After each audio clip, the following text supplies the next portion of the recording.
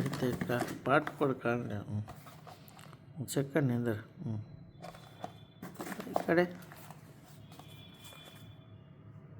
ಈ ಕಡೆ ತೋರಿಸಿ ಕಡೆ. ಹ್ಞೂ ಹ್ಞೂ ಹ್ಞೂ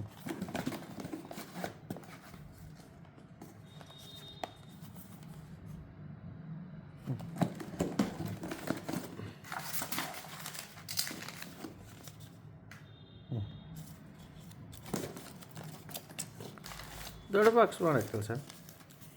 ದೊಡ್ಡ ಬಾಕ್ಸ್ ಫುಲ್ ದೊಡ್ಡದೈತೆ ಮತ್ತು. ಹ್ಞೂ ಹ್ಞೂ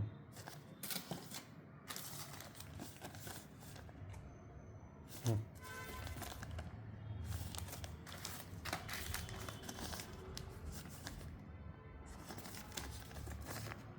ಹ್ಞೂ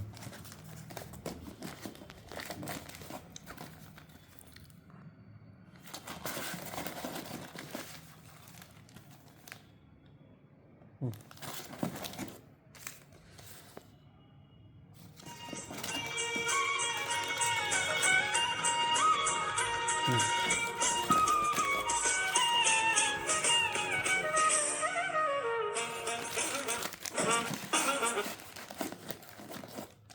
ಹೇಳು ಸ್ವಾಮಿ.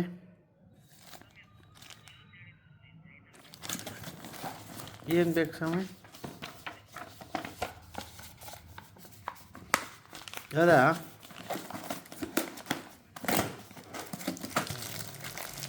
ಆಫರ್ ಐತಿಲ್ಲ ಗೊತ್ತಿಲ್ಲ ಸ್ವಾಮಿ ಇವಾಗ ಜಿಯೋದ್ದು.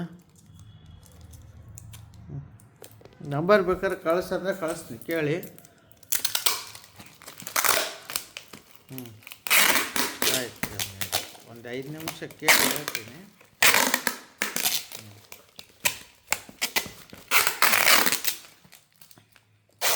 ಸ್ವಾಮಿ ಅದೇನು ಬಂದಾಗ್ಬಿಡ್ತು ಸ್ವಾಮಿ. ಬಂದಾತ? ಹಾಂ ಮತ್ತೆ ಬಂದಾಯ್ತು. ಮತ್ತೆ ರೀಚಾರ್ಜ್ ಮಾಡಿಸಿದ ಮೇಲೆ ಸ್ಟಾರ್ಟ್ ಆಗೈತಿ. ನೀನು ನೋಡಪ್ಪ ಬರುತ್ತಾ ಅಂತೆ ಚಾನಲ ಬರೋವಲ್ಲ. ಮತ್ತು ರೀಚಾರ್ಜ್ ಮಾಡಿದ್ಮೇಲೆ ಸ್ಟಾರ್ಟ್ ಆಗೈತೆ ಅದು. ಎಷ್ಟು? 500 ರೂಪಾಯಿ 45 ದಿವಸ. ಮುಗಿದ ಮೇಲೆ ತೆಗಿಸ್ಬಿಡ್ತೀನಿ. ಮತ್ತು ಡಿಶ್ ರೆಡಿ ಐತೆ ಅದನ್ನೇ ಮತ್ತೆ ಕೌಂಟ್ ಮಾಡ್ತಾ. ಯಾಕಂದ್ರೆ ನಮಗೆ ಹಚ್ಚಕ್ಕೆ ಬರೋಗ್ತದೆ. ನಮ್ಮಮ್ಮಗೆ ಹಚ್ಚಕ್ಕೆ ಬರೋಗ್ತದೆ. ಏನೋ ಜನವರೇನು ಡಿಶ್ನರಿ ಕೂಡ ಮಾಡ್ತೀನಿ ಅನ್ನೋ ಕುಂತಾರೆ. ಏನು ದೊಡ್ಡ ಏನೋ ಮಾಡ್ತಾರೆ ಸ್ವಾಮಿ ಏನೋ ಅಂತ. ನಾನು ನೋಡು ಏನು ಮಾಡ್ತೀನಿ ನೋಡು ಸ್ವಾಮಿ. ಒಟ್ಟು ಚಾನಲ್ ಹೋಗ್ಬಾರ್ದು. ಬೇಕಾದ್ರೆ ನಾನು UPSಗೆ ಹಾಕು ಅಂತ ಹೇಳಿ ರೊಕ್ಕ ಕೊಡುತ್ತಾ. ನಾನು ಬರೀ 100 ರೂಪಾಯಿ ಕೊಡ್ತಾರಂತೆ. ಡಿಶ್ ಕೊಡ್ತಾರೆ. ಹಾಂ ಮತ್ತೆ ಮತ್ತೆ ಹಂಗೆ ಇಲ್ಲ ಇನ್ನು ಸ್ವಾಮಿ ಡಿಶ್ ಕೊಡಲ್ಲ. ನಾನು ಅದೇ ಅಂದೆ ನಮ್ಮ ಫ್ರೆಂಡ್ ಮನೆಗೆ 2 TV ಕೊಡ್ತಾರ. ಒಟ್ಟು ಊಟ ರೊಕ್ಕನೂ ಕೊಡ್ತಾರೆ. 400 ರೂಪಾಯಿ ಕೊಡ್ತಾರೆ. ಒಂದೇ ಟಿವಿ ತೊಗೊಂಡಿದ್ದೆ ಅವಾಗ. 2 TV ಕೊಟ್ಟರೆ ಅದೇನು ಚಾರ್ಜಸ್ ಮಾಡಿದ್ದಿಲ್ಲ ಸರ್. ನಾವು ಒಂದೇ ಟಿವಿ ತೊಗೊಂಡಿದ್ವಿ. 400 ಕೊಟ್ಟು ಒಂದು TV ಡಿಶ್.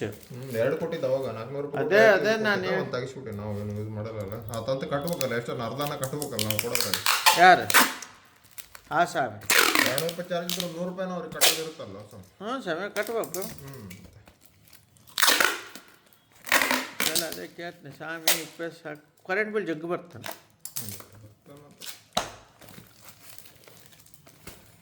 ಇಲ್ಲ ಅಷ್ಟು ಸುಲಭ ನಾ ಸ್ವಾಮಿ 400 ಕೊಡಕ್ಕೆ. ಹೌದಾ ಬಂದ್ ಮಾಡ.